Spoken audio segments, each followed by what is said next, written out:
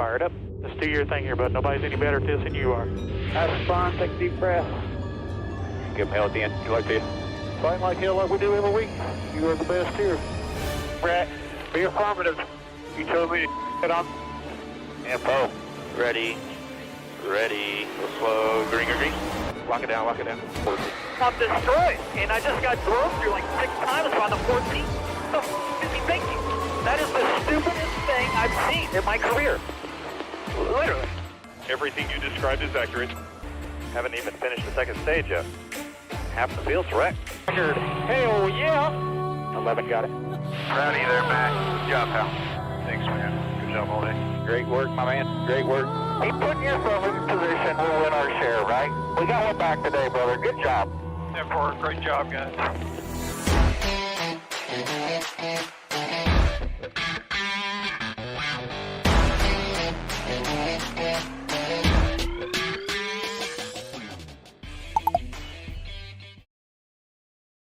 Good evening. My name is Mark, and welcome to Racing in the Draft. It's a special edition, Saturday night edition of Racing in the Draft. Thanks for joining. If you're new here, make sure you hit that like, subscribe button. And I appreciate you tuning in to a special edition on a Saturday night. Well, it's a special edition because NASCAR decided to move up the race to 1 o'clock. I typically do this video at 12. I wouldn't even be done with this video until the race was almost over. So I was like, okay, what do I do? Do I start this thing at like 9 in the morning? Well, I like to sleep in on the weekends a little bit, just a little. But I was like, all right, do I do it Saturday night? Yeah, let's do it Saturday night. Got everything finished. I got everything wrapped up. Finished watching the Xfinity race. Got all my lineups ready for tomorrow. And got the presentation ready. So went ahead and decided to go live. So welcome to Dover Racing in the Draft Edition for the Worth 400. But as always, before we get there, let's take a look back to last week's race. Make sure I got everything working correctly first. Yes, it is working. Okay. All right. Last week, yeah, Kyle Busch, the guy who accused everybody of stealing races, steals a win at Talladega, of all places. Congratulations to Kyle Busch for stealing another race. That's he did not steal the one at Auto Club, but he did definitely stole one last year, and he stole kind of this one this year. So, Kyle Busch, be careful about what you call everybody else.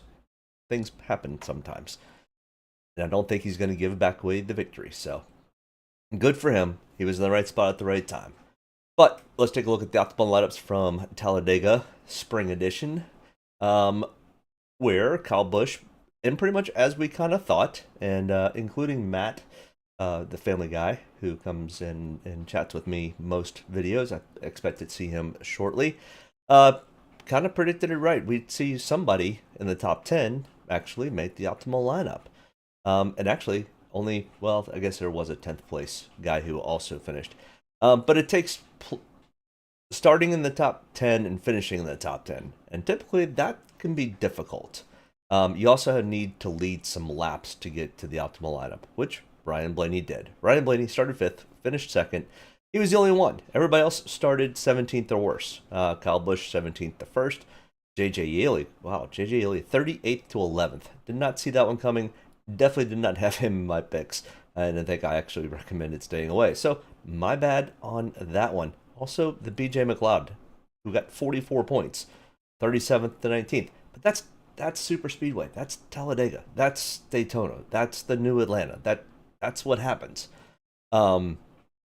So, yeah, I guess definitely those two wrong, but it happens almost every super speedway that you're gonna. It's tough to get the optimal lineup. In fact, I think when looking, I don't think anybody had the optimal lineup, at least in any of the tournaments that I was in.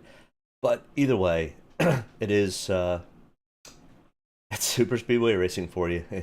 As Denny Hamlin said, it's the new setup and new everything. It added an extra 15% to the luck factor. If you've not checked out his podcast he does, Actions Detrimental, definitely check that out. It's on Dirty Mo Media. But it's a great listen, and Denny does not hold anything back, to say the least. But anyway, either way, we had for the 2023 Optimal Lineup Challenge. Now, after 10 races, Kyle Larson and Ricky Stenhouse still holding the top spots at 4.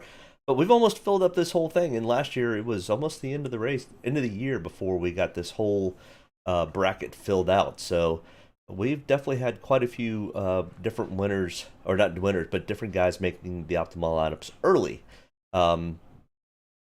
It is kind of nice to kind of see and kind of get a prediction on who is coming through the field well, who is dominating, who is finishing races well, and this kind of leans into that a little bit. So, I mean, Ricky Stenhouse Jr. is having almost a career year at this point. So, definitely don't take your eyes off of Ricky Stenhouse Jr. He's been the surprise so far this year.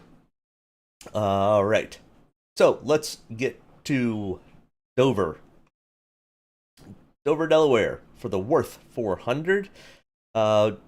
Dover is a very, very unique track. It is a mile in length. It is concrete all the way around. It is a steep, high tire wear, intermediate style track. 1 mile in length, like I said, 24 degrees in the turns. Really steep corners, long straightaways. It's like if Bristol and New Hampshire had a kid, you would end up with Dover. There's so many different weird things to kind of look at when we look at Dover and the concrete. And sometimes the harsh winters here in Dover, they're not that bad, but it is kind of close to the coast, so you get some sand. You also get some snow and rain and all sorts of different factors that really weather this track. So it makes it really rough on tires because of the concrete, which makes this thing a really, really technical track to run. And it's fast. It's really, really a fast track. So it's a neat race. One of the few tracks on the East Coast that I have not been to, and I hope to plan on getting there maybe next year. So cross my fingers. Other track comparisons: Darlington, Bristol, Miami, Dover. Yeah, those are kind of the ones. I mean, you could even throw in Nashville Super Speedway, which is concrete. You could throw in, like I said, New Hampshire. You could kind of throw in a Gateway. All these mile-ish style tracks that have some tire wear definitely kind of play into what goes with Dover. I mean, you could even throw Vegas, because of the tire wear, into some of the tracks that you can kind of compare this to. But there is nothing like Dover. It is a monster of its own. So either way, the real reason you came for this video is the driver-by-driver breakdown and pricing and all of the facts and stats that go along with that. So as I do with every video, let's take a look at what's in this first box here and kind of break it down. So we have Kyle Larson, $11,500 is his price on Draftkings, which is really high. Not just because it's Kyle Larson. It's just one of the higher prices we have seen for a Cup race so far this year. $11,500 is pretty expensive. But Kyle Larson, as you can see up here in the upper left-hand corner, the number 1, that is my rankings. And in my rankings, I take in the last 5 Dover races. I take in the last 10 comparable races at comparable tracks. So Darlington, Bristol, Las Vegas, Miami, those types of tracks. I take all that in also along with the last 5 races at Dover. I also look at the current trends. What have you been doing for me lately? Which shows the last 10 races so far, which are all the races so far this year, and kind of gives me, I put all that in. Then I look at where they are starting or where they've qualified. Today, it's because of where they're starting, because qualifying got rained out, but practice happened. So right after practice, they ended up getting a rain shower, and they canceled qualifying. So they're using the starting matrix formula that they have come up with, and Kyle Larson is starting 18th. But all that goes into my ranking systems. Then next here is how much percentage I own of that particular driver. I run 40 different lineups, and I've got Kyle Larson in 25 to 30%. I don't give you exact percentages because, I mean, we're probably all going to be competing in a lot of the same tournaments together. So this kind of gives you a very general idea of where I am kind of running a particular driver. Kyle Larson, 25 to 30%. Starting 18th, he's got some PD upside potential. Kyle Larson also has the potential to be a dominator. I think we are looking for 1 to 2 dominators. And that second dominator can play a finishing role. So we're looking for that dominator role. We are looking for 1 to /2 guys that are going to finish kind of in that top 10, top 5 spot. And then we're probably looking for 3 place differential guys to round out the rest of it. And that'll guys that are typically going to move at least 10 spots. Not necessarily that they're going to finish in the top 10, but typically that ends up what's happening. You'll get a person that starts 22nd, they'll finish 9th. That's enough PD or place differential to get them the points that we need to be in our lineup or make the optimal lineup. So Kyle Larson starting 18th, he easily could win this race. He is probably one of 5 other drivers that I think really have a legitimate shot at winning this race. I guess everybody has a shot, but my opinion, a realistic shot at winning would be Kyle Larson. He was second. So then we look at this here in the gray is the practice, which they actually were able to run. Kyle Larson got 13 laps in on practice. He was second on single lap speed. So that's the fastest of all 13 laps. His fastest one was second fastest in the field. And then he was able to do a 5-lap consecutive average. So 5 laps without coming into pit, without getting adjustments done or anything like that. And he scored out in 20th for that. There were 4 drivers who made it to 10-lap consecutive averages. But there was a real factor that was kind of happening with this track because we had so much weather on Friday. We did not have Xfinity practice or qualifying on Friday. We did not have the ARCA race on Friday that they had hoped for. So when the Cup cars hit the track for the first time, it had been the first time anything had been on the track. And I don't know what other racing they do on that track, but the track was what they call very, very green, which means there was no rubber laid down on the track. So because it's concrete and like a cheese grater, it ate through the tires. And when I mean it ate through the tires, there were guys that came in after between 15 and 18 laps and literally had already gotten down to the cords of the tires, which is extremely high tire wear. Once the track rubber's in, the tire wear will settle down a little bit, but it still will be a major factor in this race. I mean, if we are seeing tires in practice fall off and almost become non-usable after 18 laps, and that's just practice, I can only imagine what's going to happen when they're too wide and they're pushing and trying to find positions. I expect if we get rain between now and whenever they start the race, they're calling for rain all day tomorrow in Dover, so I really honestly don't expect this race to happen tomorrow. I expect this thing to get pushed to Monday.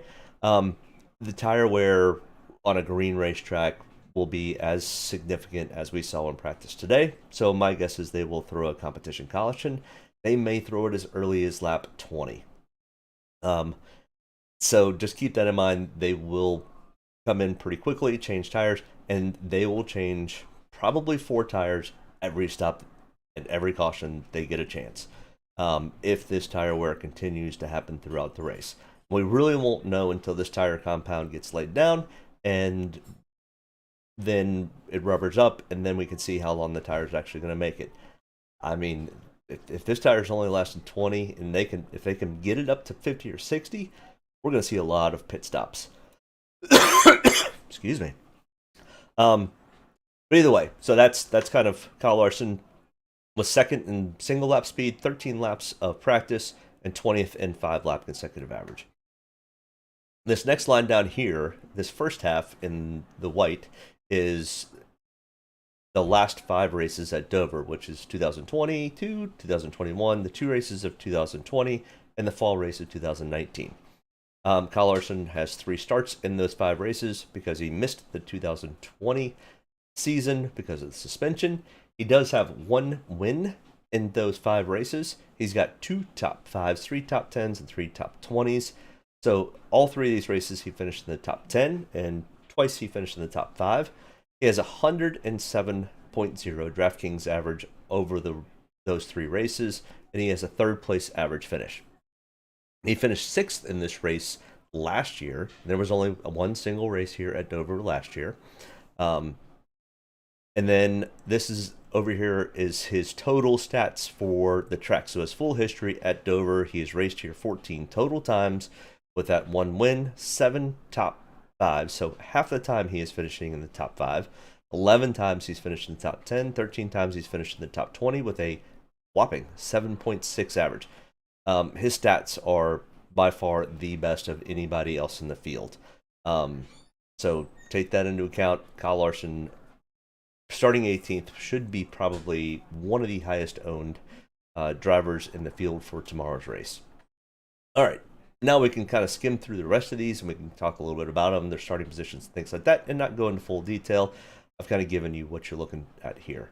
Next in line here, William Byron, teammates to Kyle Larson, 11,200, starting 8th on the grid, 3rd in single lap speed, 18 total laps of practice, and his fall off wasn't quite as bad as Kyle Larson's, with the 5 lap average being 12th. William Byron does not have a win here yet, but does have in the last 5 races 2 top 5s, 2 top 10s, a 14.2 average finish, and he finished 22nd in this race last year. And out of his 8 total starts, he's got an 11.6 average finish. So, as I said, Kyle Larson has got an amazing average finish for Dover. Next in line here, Chase Elliott, another really, really good driver here at Dover. Does have 2 wins total to his record. He does have 1 win in the last 5 races, and it happened to be last year's 2022 race. 10,800, starting 10th. So I definitely think as long as Chase doesn't have any issues or problems, he is easily a top 5 driver. So there is a little bit of PD upside potential here with Chase. And if we look at his practice speeds, he was 4th in single lap and 2nd fastest in 5 lap consecutive average. We do have a surprise for the who was fastest in 5 lap consecutive average. Somebody to keep an eye on, maybe. We'll get to him way further down. But Chase Elliott, like I said, 10,800. He does have the 1 win, which was last year's race. 3 top 5s, 3 top 10s, 3 top 20s in the last 5 races. 17.2 average finish, but really 12 total races here, and he's got a 9.7 average finish, which is getting closer to Kyle Larson's type. He's got 9 top 5s, 9 top 10s, so that's really, really good. That's even better percentage-wise than Kyle Larson, so definitely keep an eye on Chase Elliott. He really knows how to get around here. You can almost say Chase Elliott kind of the king of asphalt tracks, because he also runs really, really well at Bristol, and he also has run pretty well at Nashville Super Speedway. So definitely keep an eye on Chase Elliott. He really understands how to race on concrete. Denny Hamlin, 10,500, starting 13th. He was 9th in single lap, 13 total laps of practice, and he was 11th in 5 lap consecutive average. He does have 1 win here in the last 5 races, which was in one of the 2020 races. He's got a 62.8 Draftkings average, a 10.6 average finish. He finished 21st in this race last year. 32 total starts here at Dover with that 1 win, but 6 top 5s, 14 top 10s, 21 top 20s, and a 16.7 average finish. So, once again, not as good as the Hendrick boys. Christopher Bell, 10,300, starting 2nd. But he was 23rd in single lap, didn't make it to a 5 lap consecutive average, and only did 15 laps of practice. And in the last 5 races here, he's only got 1 top 5, 1 top 10, 1 top 20, an 18.5 average finish. But he did finish 4th in this race last year. This starting 2nd thing scares the out of me. So I don't have much ownership in Christopher Bell. I'm sitting at only 5 to 10%. And I'm not, it's probably closer to the 5% than the 10%, to be perfectly honest with you. He is 11th on the ranking system. I mean, out of the last 4 races, I mean, he's only got 1 top 20. And starting 2nd, there's not a whole lot of room to move up, but there's a whole lot of room to move down. So I don't necessarily like Christopher Bell because of his starting spot. And his practice speeds weren't good enough for me to go, ooh, maybe he is going to be really fast. So, that being said, I don't have a whole lot of interest in Christopher Bell. You make your own lineups. I'm just showing you stats and facts and things that I do and don't do. Martin Truex Jr. Congratulations out to Ryan Truex, his younger brother, who won the Xfinity race in his first Xfinity race. The Truexes are from Delaware or close to Delaware, so this is kind of like a home track for them. And yeah, Martin Truex Jr. He's got 3 wins to his record here, which is one of the best in the field. That's currently racing with 3 wins out of 32 total starts. But Martin Truex Jr. starting 17th, good on his practice speeds too. 7th in single lap, 4th in 5-lap consecutive average. He's got a 7.4 average finish over the last 5 races. Gosh, excuse me. 58.7 Draftkings average. Martin Truex Jr. is very, very good here at Dover.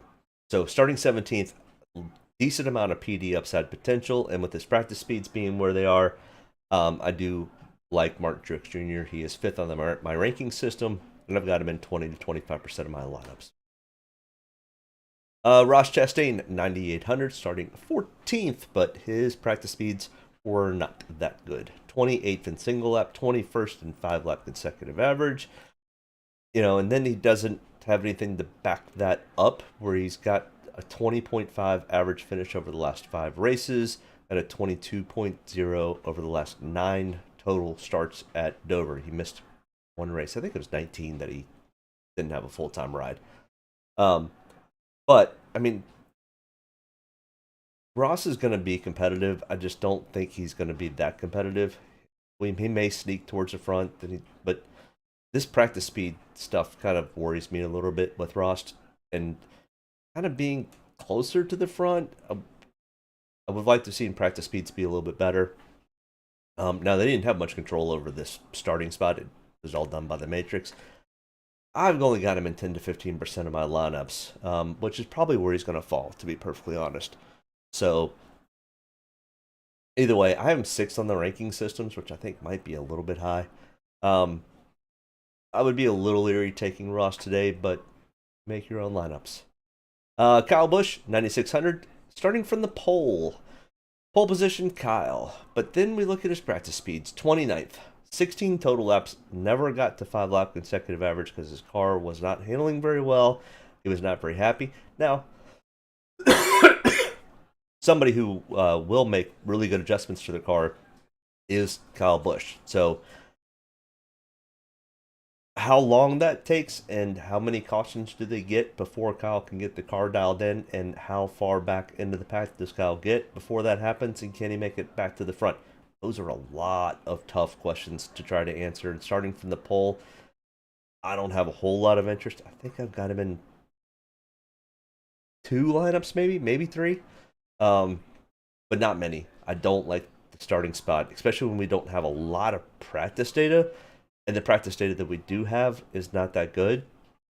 Now, he does have 2 wins out of 34 total starts. He's got a 12.8 average finish for his full history and a 10.8 over the last 5, with only 1 top 5. I mean, yeah, if Kyle starts first and doesn't lead a whole lot of laps and he falls and finishes 10th, that's not going to be good enough to even make probably the top 14 in Draftkings points. So, I don't have a whole lot of interest in Kyle Busch today. He could come out and surprise me, but he was not happy with the car after practice. Kevin Harvick, 9,300. 42 total starts at this track. Whew, that's a lot. He is starting 12th. Now, kind of like Kyle, his practice speeds were not that great. 21st in single lap. He did 17 laps, and was 24th. He actually got through a 5-lap consecutive average, but was 24th on the speed charts for that. That's not great, but Kevin Harvick does have a really, really good stat sheet, especially over the last 5 years. 4.8 average finish. Not quite as good as Kyle Larson, but pretty gosh darn good. 3 top 5s, 5 top 10. So all 5 races he's finished in the top 10.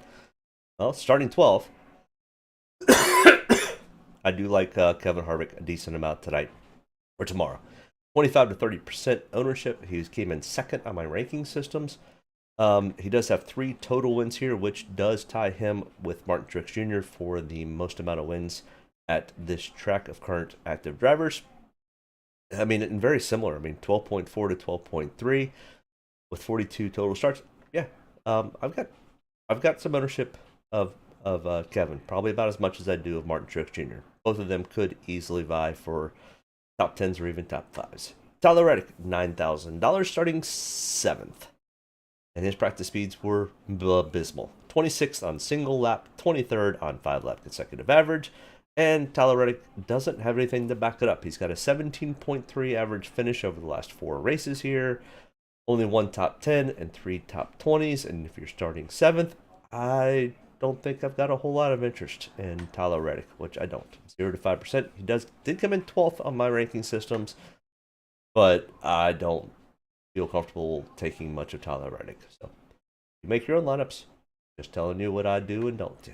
Joey Logano, $8,800, starting 26. All right, well, now we have the inverse. Joey Logano gets a really bad starting spot because of the Matrix, but was pretty quick in practice. 6th in single lap, 6th in 5-lap consecutive average. He does have 1 top 10, 3 top 20s, top 10 and top 20s. A 16.4 average finish. Not great, but okay. Finished 29th in this race last year. Does have 1 to his record with a 13.5 average finish total for his 26 total starts. Starting 26th, a ton of PD upside. Joey Logano is also going to be fairly heavily owned because of this starting spot. Just beware. He will be very chalky. And I've got a decent amount of ownership in Joey Logano. I've got 30-35% ownership with Joey. So he will be probably pretty heavily owned by the starting spot and where he practice and where his average finishes are. Oh, goodness. Excuse me. Ryan Blaney, $8,500, starting 3rd. His practice speeds weren't bad. 11th in single lap, 10th in 5-lap consecutive average. Now, not great stats over the last 5. He's only got 3 top 20s with no top 10s. 17.1 Draftkings average and a 19.8 average finish. Not great considering you're starting 3rd. Yeah. So I've only got him in 5 to 10% of my lineups. So I don't feel real confident with where Ryan Blaney is starting and where his averages are falling. Practice speeds were okay, but I mean, even if he falls to 11th, finishes 11th, starting 3rd, if you didn't lead any laps, you're not making the top 15 in DraftKings points. All right, next in line here, Brad Keselowski, $8,400, starting 4th. Okay, so starting just 1 spot worse than Ryan Blaney, but you were 1st in single lap speed. You were 5th in 5-lap consecutive average. A 12.8 average finish. Okay, better than Ryan. At least you've got 2 top 10s. But I still don't love the starting spot. Especially when the great variable out there right now is it going to rain? How much is it going to rain? Is the track going to turn green again? Are they going to have to lay fresh rubber down? And Brad Keselowski's pit crew has been better this year than it was last year, but still some concerns. All those things being said, I just don't really love the starting spot for Brad. His practice speeds help me out a little bit with that, but I've got him in 10 to 15% of my life. All right, Chase Briscoe, $8,200, starting 6th. I like Brad more than I like Chase Briscoe, that is for sure. Starting 6th, and he was 18th in single lap, never made it a 5-lap consecutive average. 24th place average finish. Now, it is only for 2 starts, so the sample size is not big here, and I understand that, but his best finish is 13th, which was last year. Now, if you're starting 6th and you fall to 13th and you don't lead laps, I'm not sure I have a whole lot of issue. And this track is much more just on a normal lap-to-lap basis, not being in a wreck or not being in any of that, is much more violent on the body and the hands than what we saw at Martinsville or Talladega. So it's a much harder track to drive than the last 2 races where he's got this hand issue. I think it could come into play. with that being said, I don't have a whole lot of interest in Chase Briscoe. Starting sixth, that really makes me nervous, especially with the hand still recovering from surgery. Yeah, I don't have a whole lot of interest. There's nothing here that tells me anything otherwise. So, if you want to take him, feel free. I'm just telling you kind of what I'm doing. Bubba Wallace, next in line here, $8,000. Oh, starting 28th. Now his practice speeds were okay. 10th in single lap, 13 total laps of practice, and he was 13th in 5-lap consecutive average. Okay, fair, pretty good compared to your starting spot. His average finish is 19th. Not great. He's got 3 top 20s out of 5 races. Okay, not great, but okay. Especially starting 28th. We've got some PD upside. So Bubba Wallace can go out, start 28th, finish 13th. That's going to give you some pretty good points and probably get you into cashing some tournaments. So I've got him. I'm still a little leery because there's still something not going on quite right with in between Bubba's ears. He's got to get that fixed. He will, and it'll get better. It was nice to see Michael Jordan on top of the pit box again. He was at Richmond and he was at Talladega, so Michael Jordan's starting to show up to more races. I'm not sure if that affects Bubba. Maybe he's there to kind of help with the mental aspect of the game because, man, Michael Jordan was the king of just ice in the veins. But either way, Bubba Wallace, I could see having more ownership with Bubba. The thing is, we're entering this weird pricing territory where you start running guys like Kyle Larson at 11,500, and you've got to drop so far down. And there's guys at the bottom that I just have no interest in. But you got to go somewhere that's low to use the guys that are high. We've hit the quandary of the high-priced guys are really high, and the low-priced guys just suck, and you don't want them.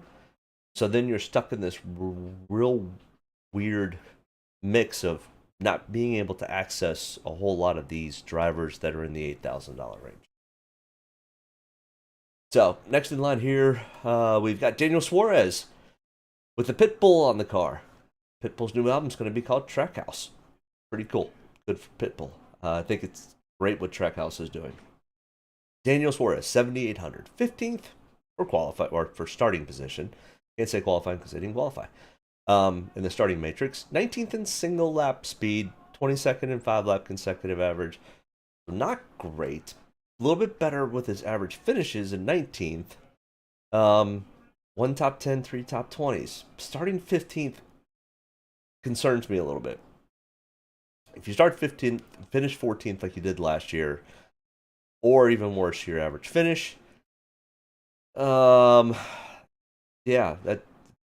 Nothing shows me anything that I really would want to see, and there's not enough PD upside potential here. So, I've only got him at 5 to 10% of my lineups. So, maybe with Pitbull in the car, it'll bring him a little bit of luck, but yeah, nothing in here is telling me that I should have much ownership in Daniel Suarez. So, you make your lineups, I make mine, just showing you the facts. All right. Next in line here, Chris Buescher. Hey, if you're just joining in, make sure you hit that like and subscribe button. And let me know in the comments, who do you like for tomorrow's race? Who do you think might win? Who's good to come from the back? And who potentially is going to dominate this thing? But either way, Chris Buescher, $7,700, starting 5th. Yeah. Palmas, for sure. Hendrick cars, maybe the 4, 19, and the 1 in the end. Yeah, I like the 4. I like the 19. Yeah, and all the Hendrick cars I think are going to be probably pretty good here. I don't know about Ross. Ross is a wild card, in my opinion, for this race. Hasn't really ever shown me anything to say that he is a potential dominator. Does he finish any better than where he's at? I don't know. Maybe. But definitely the 19. Martin Truex Jr. is super solid here. It's his home track. And Kevin Harvick has just been Mr. Consistent this year, finishing in the top 10s. So, yeah, I like the 4 and the 19. Not sure about the 1 call. But that's what's great about this is we get the opportunity to run different lineups and do different things and see how everybody turns out. But I appreciate you tuning in, Paul. Let me know if you've got any other questions or have any thoughts as we go through all this. Chris Buescher, like I was talking about, starting 5th. I mean, only with one top 10. He's got 4 top 20s, but starting 5th, that doesn't do any good for our lineups. With an 18.2 average finish, yeah, he finished 8th last year in this race. Okay, good. But Chris Buescher hasn't been quite where he was last year at this point. He was doing a little bit better at this point last year. So I think just something slightly is missing. He's not having a bad year. He's just not having quite as good of a year last year. Not that last year was all that great for Chris, but either way, I need to see more from Chris, at least starting in 5th before I jump much more on that bandwagon. So either way, I've got him in 5 to 10% of my lineups. Next in line here, Josh Berry at 7,500, starting 23rd. Josh Berry in for the ailing Alex Bowman, who got hurt in a sprint car race or dirt race. I'm not sure which, but hurt his lower back. Ended up breaking a vertebrae or something, but he's going to be out for 3 to 4 weeks. So, hey, call on the reliever, Josh Berry. He did great when he raced the 9 car. In this car, he already said it was just like jumping back in the 9 car. So we saw how well Josh Berry ran in the 9 car, and Josh Berry finished second or third in the Xfinity race today. I can't remember, but either way, he had a really solid finish in the Xfinity race today. He likes this track. He's won in an Xfinity at this track. High tire wear.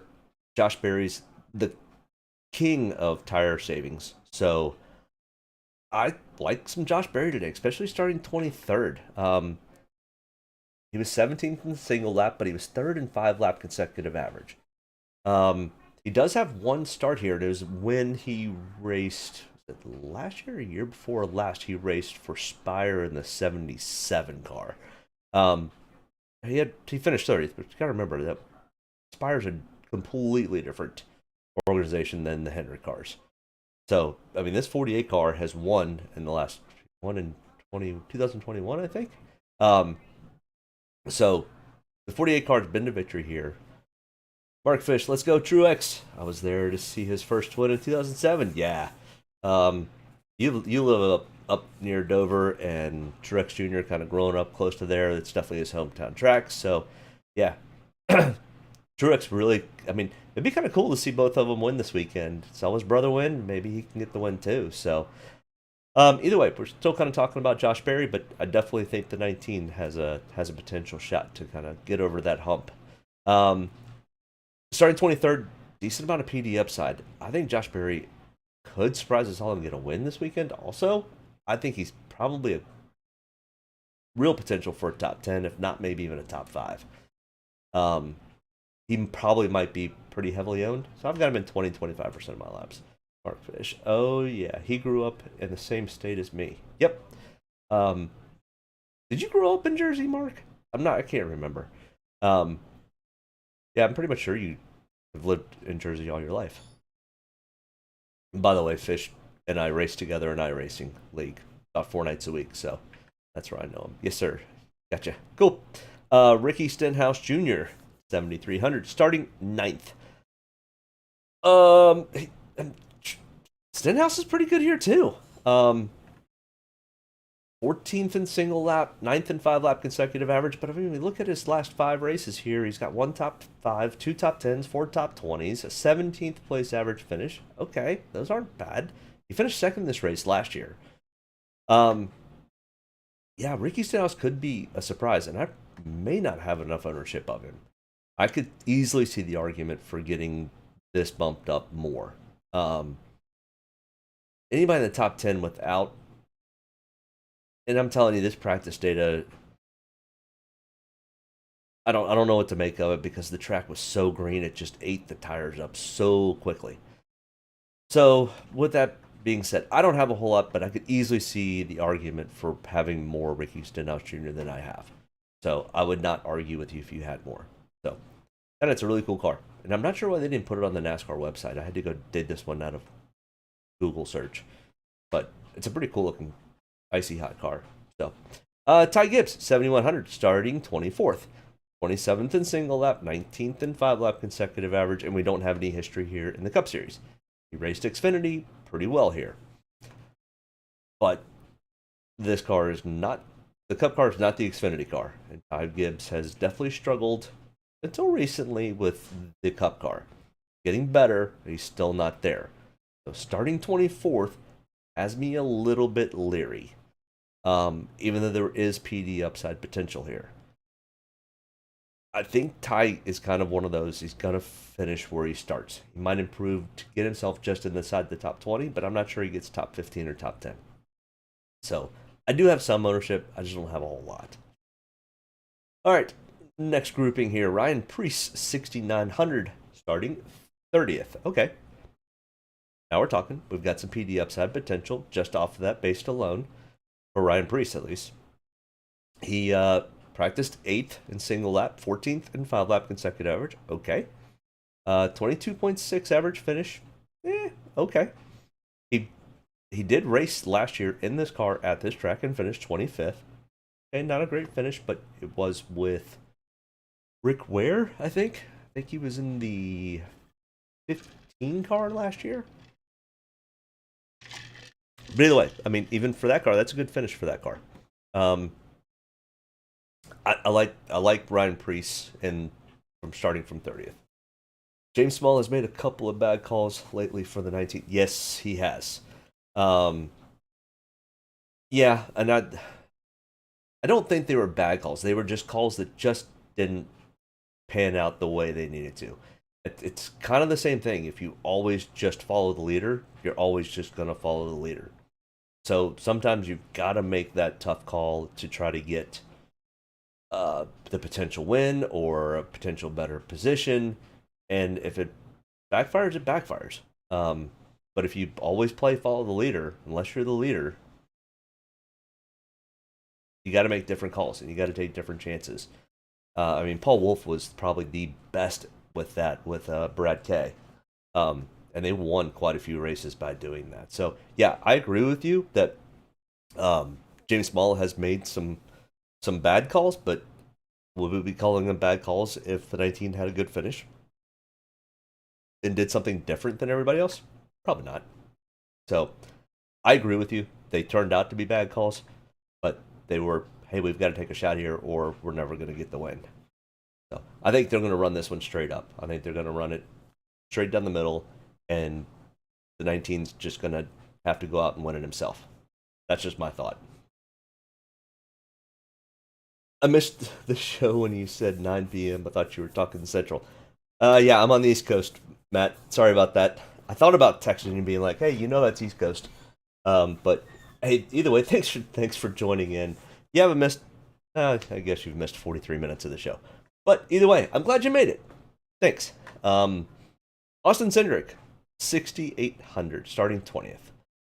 5th in practice speed, 7th in 5-lap consecutive average. Okay, pretty good. But boy, last year was not good with Austin Cindric. 36th place finish, negative 18.6. I'm not sure we've seen a negative 18.6 DK average. By the way, kind of just throw that one out. It was a bad race. But I do like Austin Cindric's practice speeds. I don't have much ownership. Because if I'm picking between an Austin Cindric who did have a bad race last year, isn't that much faster, but 10 spots different in place differential upside between Ryan Preece and Austin Cindric, I'm going to take the Ryan Preece. Just my opinion. So, I don't know. Austin Cindric could be one of the guys that bites me this weekend. Just throwing it out there. If I end up having a bad weekend, it's going to be because Austin Cindric goes out and wins this thing or finishes top 5. Which is always possible. But I'm not sure anybody in the field's going to have anything for either the Hendricks or the 19. Maybe the 4. So, yeah. I think Paul Moss was right with his call earlier. Michael McDowell, 6,600, starting 32nd. A ton of PD upside here with Michael McDowell. He's not great here, but he will definitely improve his position. Question is, how much? And as long as he doesn't get involved with somebody else's stuff. I mean, 12th in single lap, 18th in 5 lap consecutive average. Both of those are really good. Now he's only got one top 20, but I mean, heck, if you can give me that 17th place finish starting 32nd, it's 15 points of place differential upside.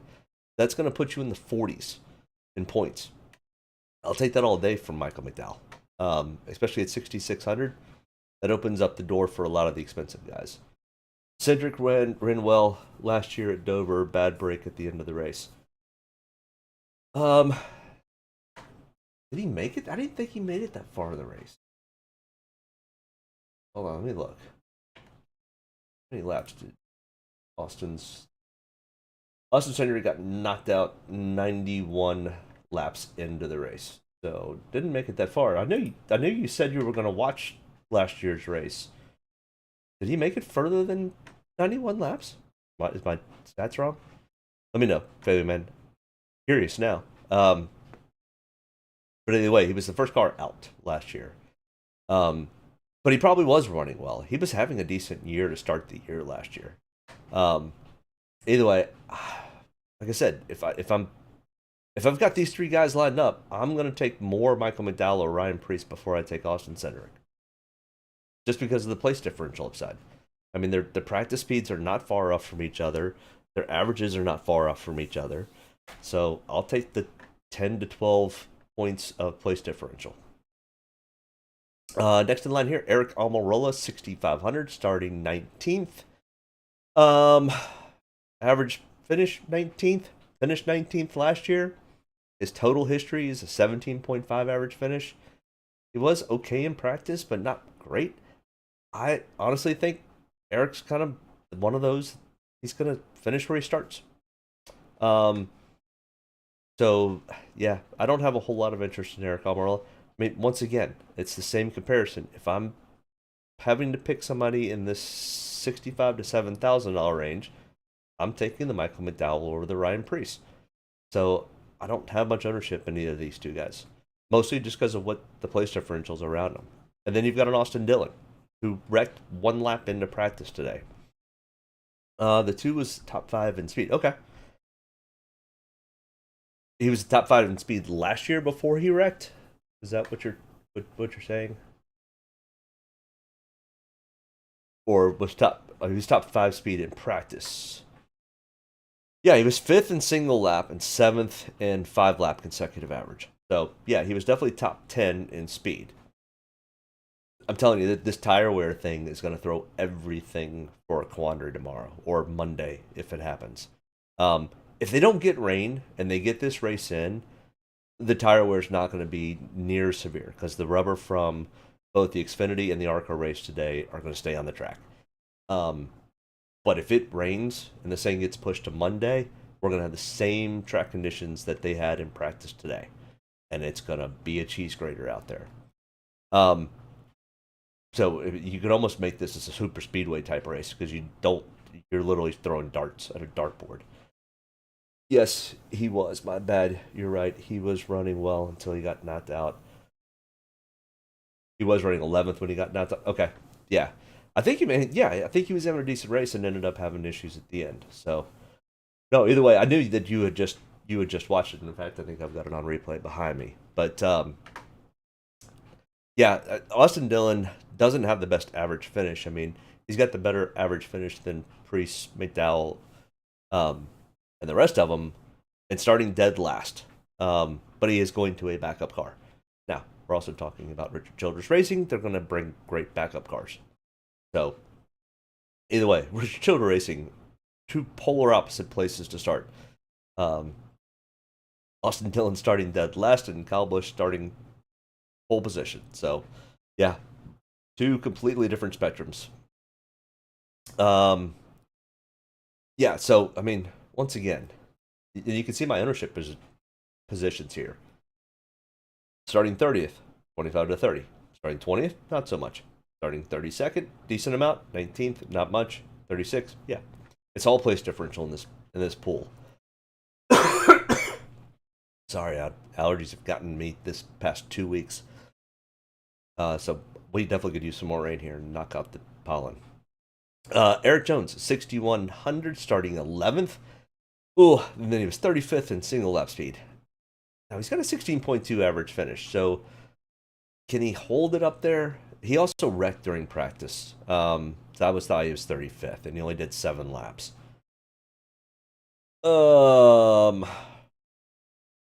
Eric Jones has just not been strong so far this year. In fact, this whole Legacy Motor Club Sports, whatever they're called, the Jimmy Johnson new experiment with Petty GMS Racing, has not turned out so great. I mean, they'll turn it around. They've got a ton of money, but they are not what they were last year at this point.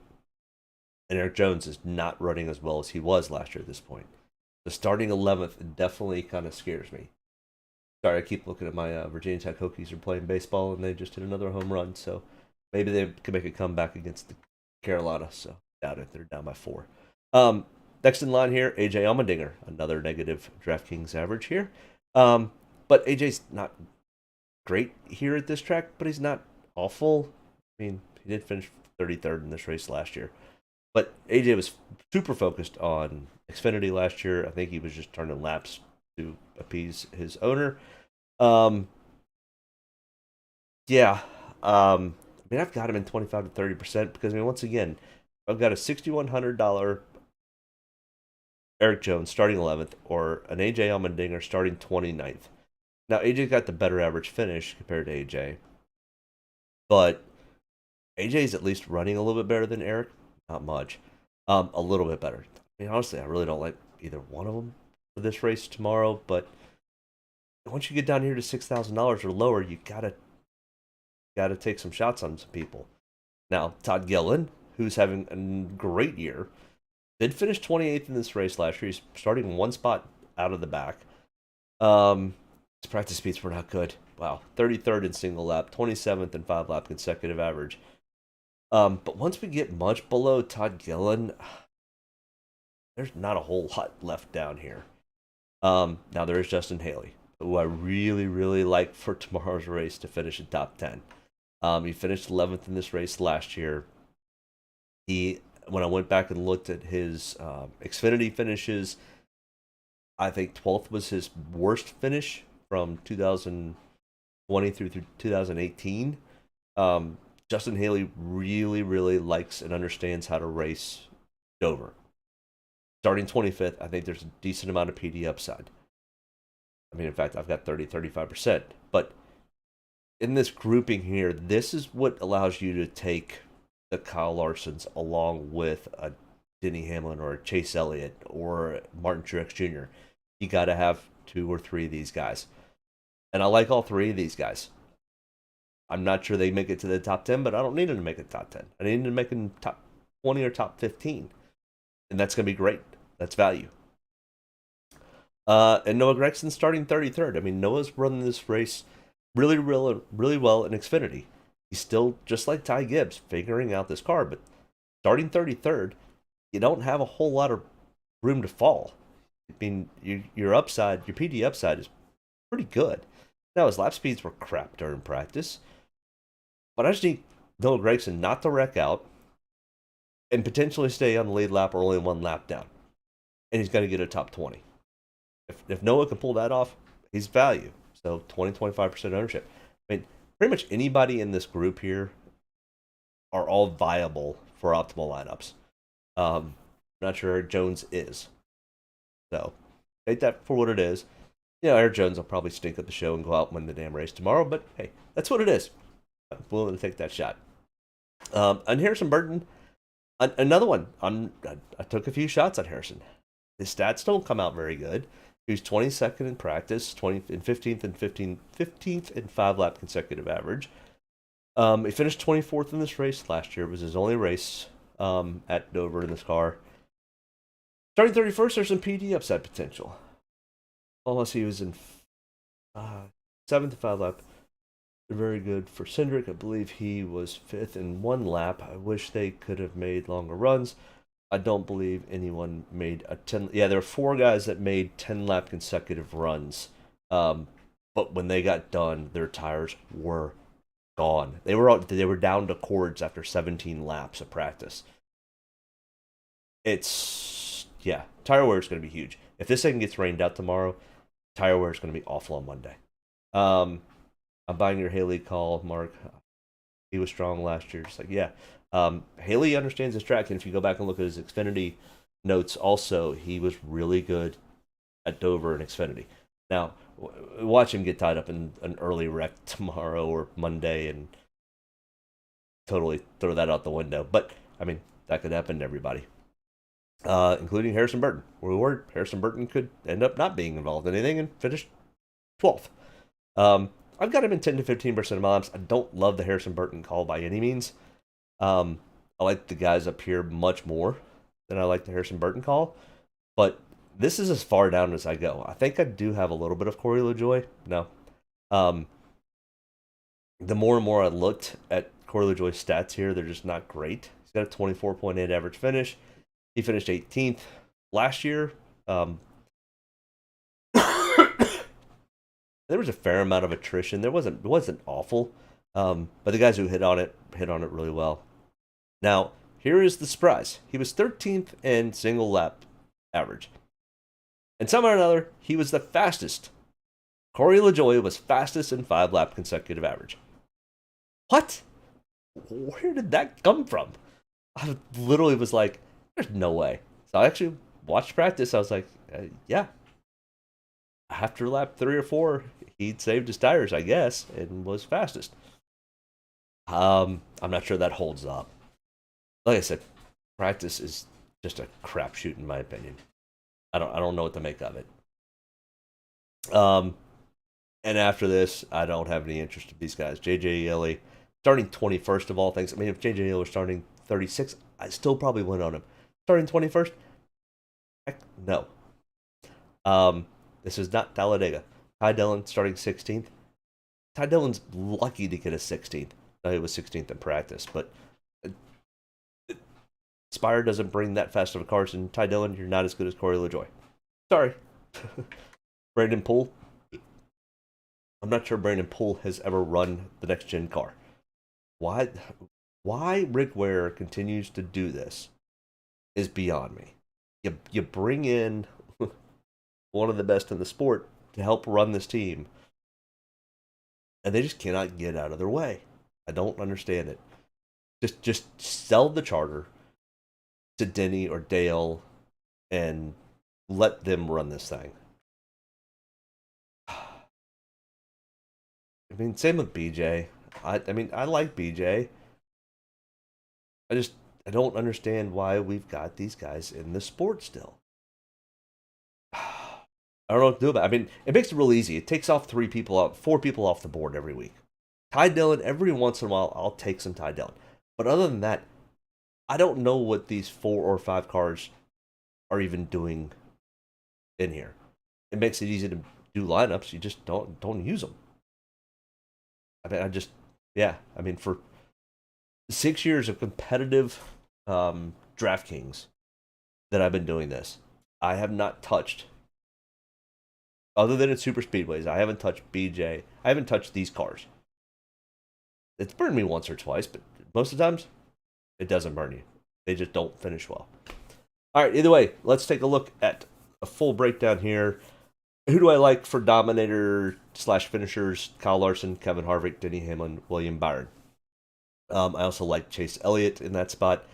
Kyle Busch was too slow in practice. I think he's going to get eaten up on the start. Yeah, I don't really love anybody in the top 10. Maybe William Byron. Here's the meat of the sandwich right here. It's the Martin Truex, Ross Chastain, Joey Logano, Austin Dillon, Josh Berry, Justin Haley, Ryan Preece, or Ty Gillen. This is where the bulk of your points for tomorrow and DraftKings is going to come from. You might get a little lucky shot with some of these guys in here, but not. This is not the meat of the sandwich. This is a lettuce. Yeah. Then you've got these guys. I mean, I put Bubba Wallace on here in a question mark on usage. Just something's between his ears. Just didn't working right now. Once I figure it out. I mean, Harrison Burton could spoil me. But yeah, I think you're looking for at least one to maybe one in here. So 2 on this side over here, and then the other 4 are all going to be through here. So that's how I built my lineups, most of my lineups, and most of the bulk of my ownership is coming through here. With that being said, let's look at last year's optimal lineup. We had 2 almost, let's see, 400 laps. You needed to do 120 laps to be really considered a dominator. So we had 3 almost dominators. And one of them was Ross. So Ross actually ended up having a pretty good race last year. I don't remember him having that great of a race. Kyle Busch, same thing. But Kyle Busch, he got out of the car in practice, was like, that car's junk. At least Chase Elliott got out of his car and was like, it's okay. And Kyle Larson was the same way. They were all very concerned about the tire wear. But hey, these guys have been wanting more tire wear. I think they're going to get it this weekend. But either way, then we're looking at 3 place differentials, and one of them being value. Cole Custer was 6,100. But yeah, you had 3 guys that were 80 points. I don't think we see that. I think we see 2. We could see 3, but I don't think so. I think we're really trying to hone in on two really high finishers. In 2021, 2 guys starting in the top 10. We had 3 place differentials. Who didn't have a place differential? Oh, Quinn Hoff. Oh yeah, here's one of those. We just talked about this. How I never take these guys, and here's one of them in 2021, spoiling the day. I don't think his ownership was over 1%. For the optimal line. I don't think anybody had the optimal lineup, if I remember that one correctly. But yeah. But sometimes that's what it takes. You got to have that 4,600 to have an 11,500 at 10,700 in your lineups. You got to sometimes pull that card. Crazy as it is. And then in 2020, COVID year, which, talking about a crazy year. That was so nutty in Draftkings. Doing all these weird matrix lineups, mostly based off the finishes and inverting the fields, and either way,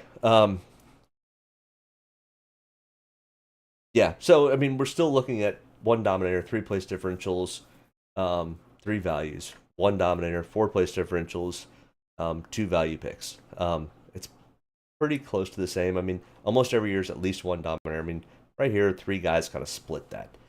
So that's kind of where I'm falling, is 1 to a second might be a dominator, but will end up having a good finish.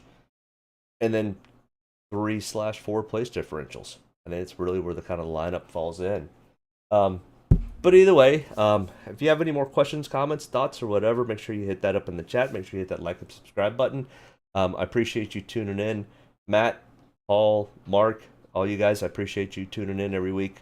Means a lot, and we're growing this little channel slowly but surely. Been doing it for a couple years now, and yeah, I'll get there, whether I do or not. I enjoy putting it all together. It gets me more focused on building my lineups and trying to build them up correctly.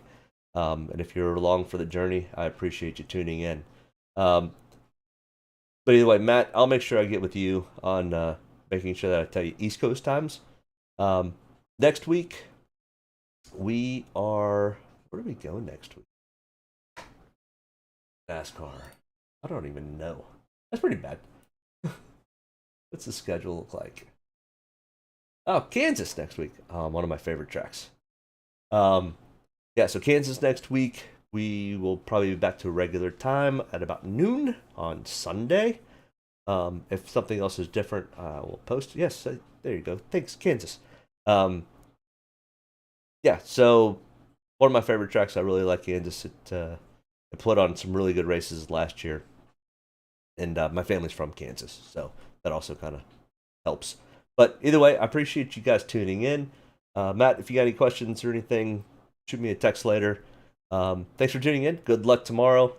I really think it's going to be Monday before we have this race, to be perfectly honest. But either way, good luck, and let me know if anybody hits for the big one. All right, talk to you soon. Thanks. Bye. Get a good deep breath. Get ready to roll here. Only about one thing tonight, getting the W's, so got to be around at the end to do that. Get ready to roll tonight, boys. Let's go have some fun. Don't get me any more fired up than I already am. All the way to the checker. You're fine. Nobody's got to run. Checker time, baby! Hell yeah! Proud of you there, Matt. Good job, pal. Thanks, man. Good job all day. Great work, my man. Great work. Keep putting yourself in position. We'll win our share, right? We got one back today, brother. Good job. Great job, guys. Excellent work, my man. Excellent work. Thank you. Man, that's awesome. Set out with a goal we got in here, bud. Thank you very much. Really proud of you, man. Drove your butt off tonight. We had the fastest car here, bud. Probably killed our deal there. Just feel like I gave one away. Yeah, boys. Way to rebound. Great job. Great job, bud. Really good job. Appreciate you hanging in there with us all weekend. What a weekend. Good job. Thank you.